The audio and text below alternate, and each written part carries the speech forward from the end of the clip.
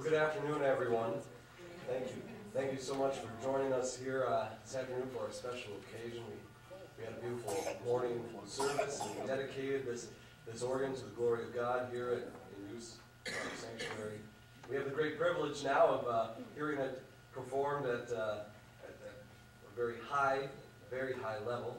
Mr. Terry Brassell here is going to be performing, our special guest organist and performer this afternoon.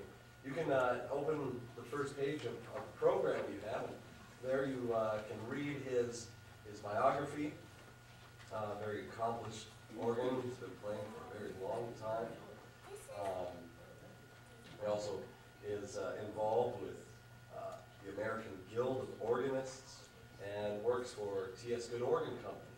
And so Terry really helped us obtain and purchase and install this organ. And for that we are very grateful to Terry for all of his help and the dedication and the many hours that he has put in here.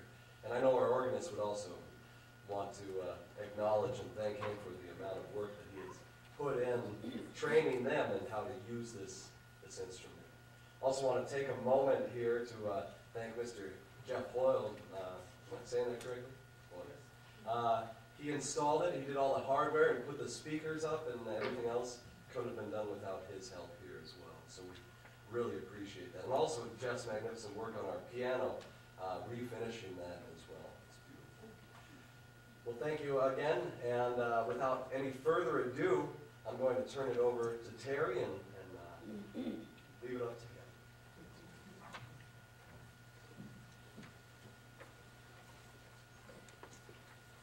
Thank you, Pastor. Good afternoon. I normally would say good morning in a church setting, but it's afternoon now. And the sign up front says Organ Dedication Festival, and that's what today has been. Morning worship service with a dedication and a luncheon, and this is the culmination with the concert. The program that you have on the very back cover, there is a Latin phrase, Soli Deo Gloria. And that literally translated means, to God alone be the glory. And that is actually the mantra of organists the world over, particularly those in the American Guild of Organists, and I certainly abide by that myself. Today is a very special day in the life of this church. It's not very often that a new organ is installed, and it's the pastor mentioned that I'd be performing. I am going to be performing, if you will, but as an organist, I don't really consider it to be a performance. I consider it to be a worship or a prayer through music. We're singing praise to God in our singing and in our playing of any musical instrument. Now, as you look at the organ, this is an electronic organ. There are no pipes on it, but it has lots of wonderful pipe organ sounds. It also has this little black box underneath here. Now, when you hear the word black box, some of you think of plane crashes and so forth. That's not the kind of black box we're talking about here. This black box has lots of additional sounds in it, organ sounds and orchestral sounds. And as we look on the page opposing the musical program, there's a couple of Bible verses up there, like Chronicles and Psalms, and they reference other musical instruments. They don't necessarily talk about the organ, but they talk about the harp and the lyre and cymbals and trumpets and so forth, and all those Bible references.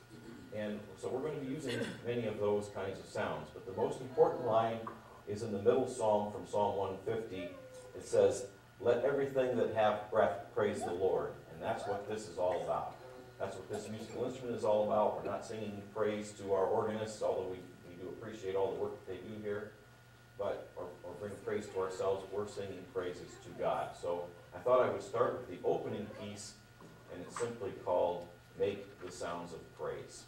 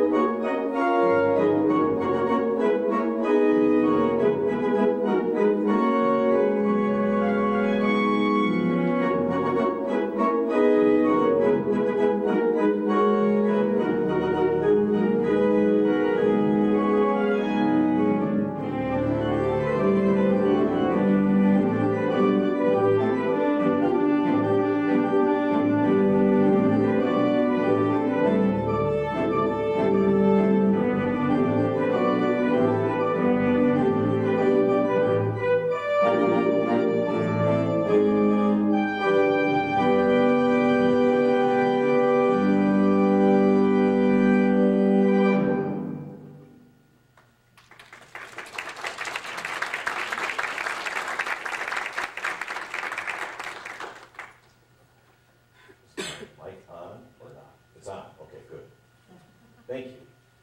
And Pastor tells me that it's okay to applaud. In fact, they tell me if you applaud a lot, that there's going to be refreshments afterward.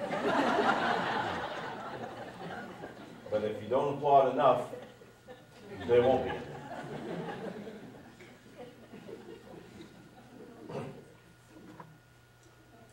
As we think about our church and our country and so forth, we are very blessed, of course, to live in this wonderful land. I see all these photographs, the photography things, the cameras, and all over the place, and now I know what Mitt Romney and Newt Gingrich feel like.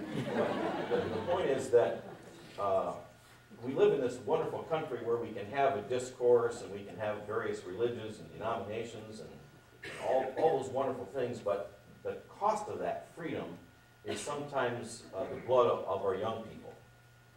And I wanted to make sure that we all remember that that freedom has a price to it. The next medley of selections that I'm going to play for you, we call a Remembrance medley. It features the traditional Amazing Grace played on the bagpipes. And Eternal Father Strong to Save, the Old Navy hymn. You young people think that Old Navy is a store, but it's a hymn, actually. And then concluding with Mine Eyes Have Seen the Glory, also referenced the ballad hymn of the Republic.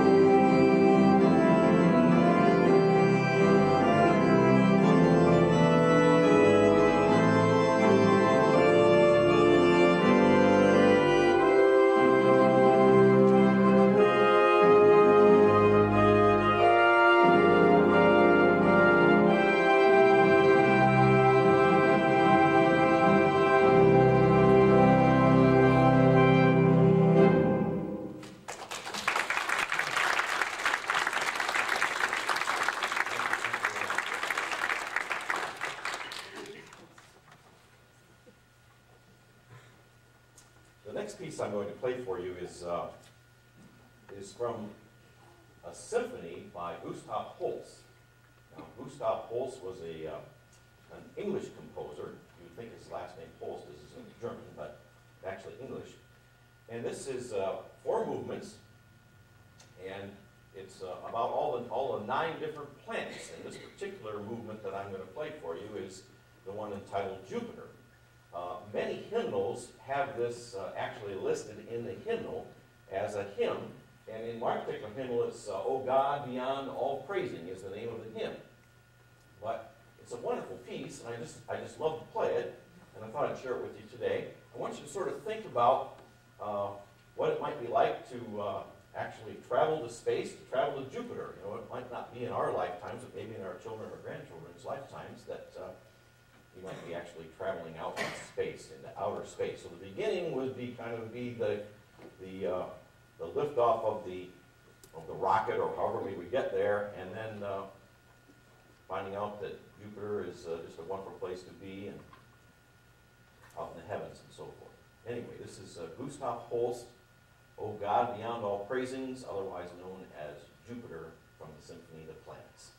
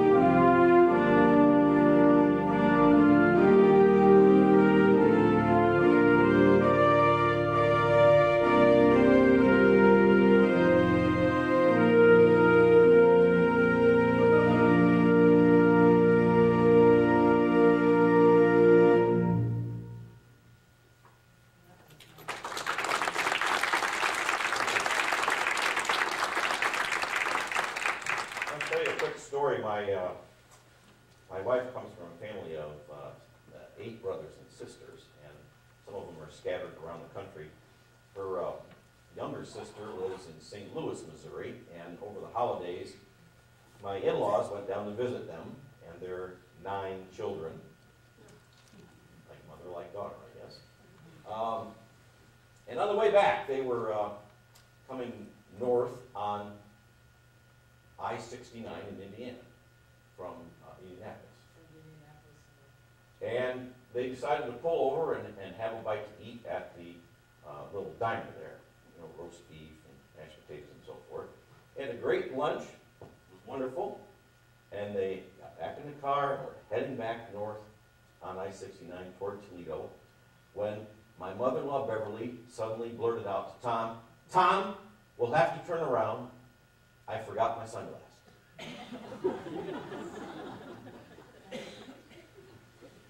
"No, we're not going to turn around, Beverly. We're going to continue on to Toledo. You can get some new sunglasses when we get back home." "No, they're prescription sunglasses. We must turn around right now." So Tom gets off the exit, over top the expressway, back south on 69, gets off at the exit, back into the restaurant in the parking lot, pulls in the parking lot, gets out of the car and says, "While you're in there, would you get my hat?"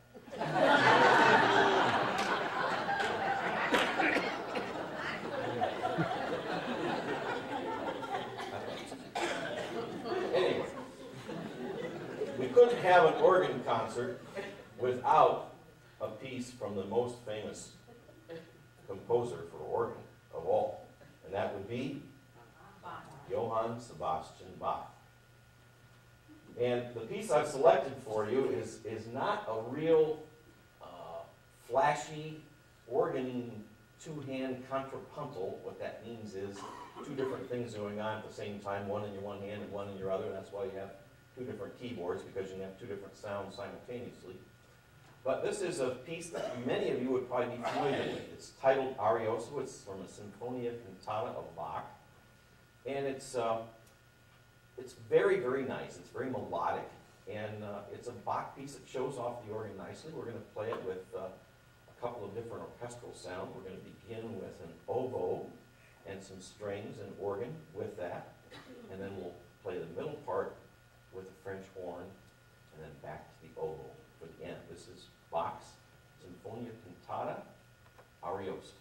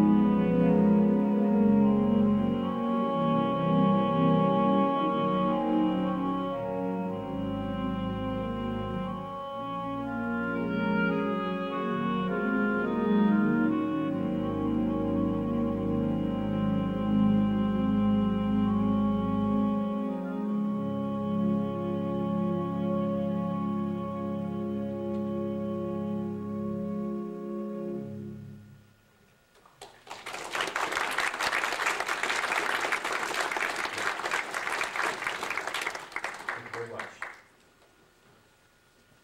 The next group of pieces is what I entitled Fire and Water. And if you know anything about George Frederick Handel's music, he's the guy that wrote the water music, hornpipe and some of that sort of thing. And he also wrote a piece called La Rejoicance, or The Rejoicing, which was written for a German king that he was serving as organist under, and before the king was appointed king, he was serving as a musician for the government. And when this guy became king, he said, hey, George, I want you to write a piece for me to celebrate this treaty that we're going to be signing. And I want you to get a big orchestra together, and we're going to get a big barge, and we're going to go down the river in the middle of town, and we're going to have fireworks. It's going to be a fantastic thing. Now, you got to remember, this is 1750 now, okay? So this is 25 years before the Revolutionary War. All this took place. So the fireworks happened, and, you know, Handel became a very successful composer. So it shows that to know somebody in the government is important, you know, even for musicians, I guess. Anyway, we're going to play a little bit of his water music air. And I told you earlier that we'd be using various instruments. We're going to be using the harp from that. Remember, we heard that in the song. We're going to be using the harp for the water music air, and then we're going to be hearing the crashing cymbals. Remember, they reference those in the biblical text as well, in the fireworks of rejoicing. So this is Fire and Water from George Frederick Handel.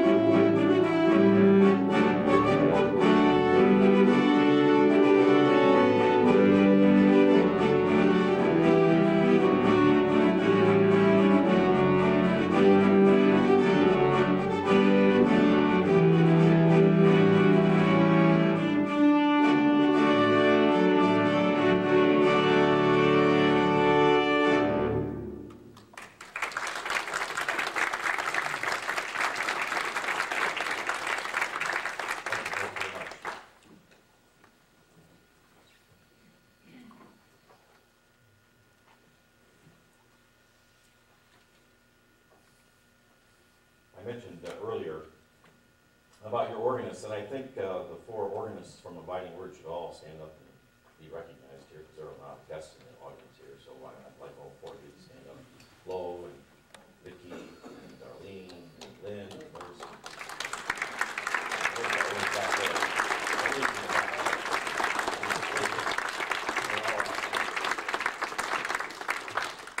Thank you for putting your confidence in our company and for doing such a wonderful job. This is you saw in the newspaper, in the Sentinel Tribune, there was an article about this concert coming. I think it was a week ago last Friday that the article was in there. And the crux of the article was not necessarily to call attention to the fact that we're having this concert today, but the fact that this church is indeed very blessed to have four very talented and gifted organists here. Because I can tell you by being in the church organ business that many, many, many times I get calls from pastors. We need an organist, we don't have anyone. Miss Lucille was 96 and she died on the bench, and the funeral was last Tuesday. You know, what are we going to do?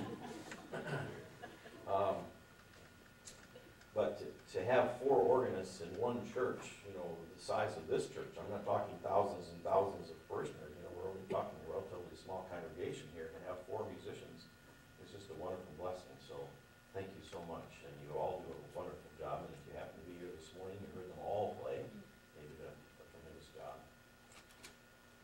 I bring that up because once again we start talking about why we do this. And I don't know that there are too many organists that I'm familiar with that do this for the pay, okay?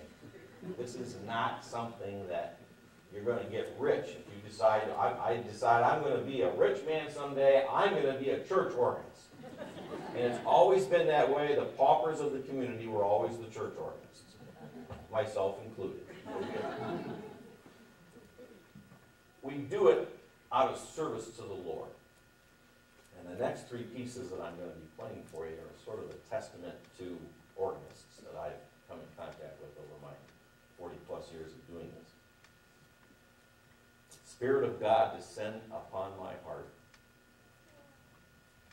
A piece that's, some of the Lutheran hymnals have it in it, and if you have the With One Voice hymnal, it's in there. It's called Here I Am, Lord. And then finally, Take My Life and Let It Be Consecrated. All outstanding hymn text for service to the Lord as a church musician.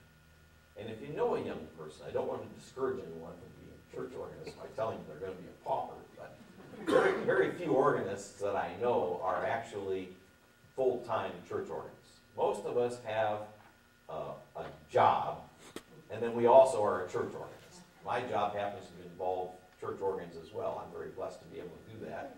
I represent the T.S. Good Church Organ Company, and I travel all over most of northern Ohio, and Jeff and I go over to Pennsylvania and all over the place doing organ installations and so forth. And that's a wonderful thing to be able to do and share God's gift of music with all these different congregations. But I couldn't keep Cocoa Puffs on the table by being a church organist, I can tell you that. So thankfully I have that other vocation as well. But thank you so much for being here today. I'm going to play these three pieces, and please try to keep in mind if you have a church organist that you know, keep them in your heart, or if you have a young person that maybe has some keyboard skills or talents, there is nothing, and I can tell this from personal experience, nothing like playing for a church. No other performance that gives you as much joy as that. So hopefully we can be building some new musicians down the road. Okay? Thank you.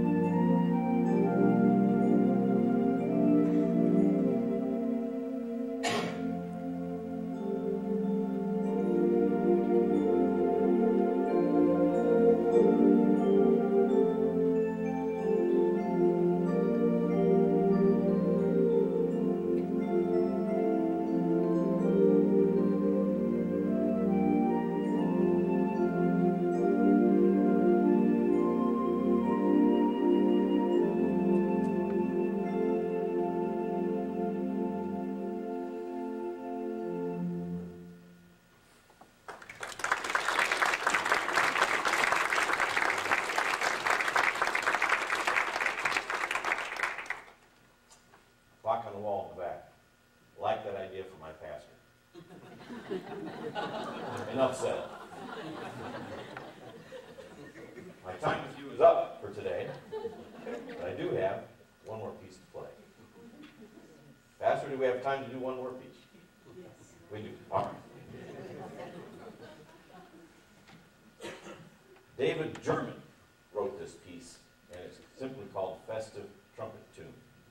I oftentimes will play this at our church for host food for weddings. It works very well.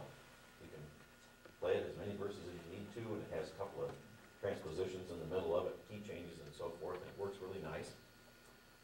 I mentioned David German because it's not a German piece. David German is an American composer. His last name just happens to be German. So it's been a joy to talk with you and speak with many of you beforehand today. I hope we'll get a chance to meet at the reception from the fellowship area. And I think, so far, you've been pretty good with the applause, so I think there's going to be refreshments. But this last piece will probably be permanent, for sure, one way or another. Okay? So thanks again for coming today, and congratulations, Abiding Word, on your new organ.